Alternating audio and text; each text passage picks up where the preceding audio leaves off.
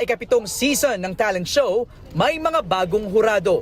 Nagbabalik ang OG hurado at dating presidente ng ABS-CBN na si Freddie M. Garcia o mas kilala bilang FMG. New Gen matinee idol na si Donnie Pangilinan.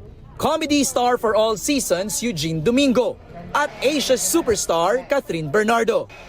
Kwento ni Kath, it's something na I want to experience kasi it's another first for me. I think this is a good breaker after doing Hello Love Again and before I start with a new project. Parang it's good to experience this, especially now I'm with Ate Melay, with Robbie, with good friends.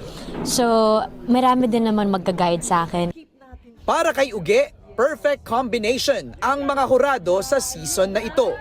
Kasi we have Catherine, and Catherine could be the heart of this batch. Don is really, he's impressive.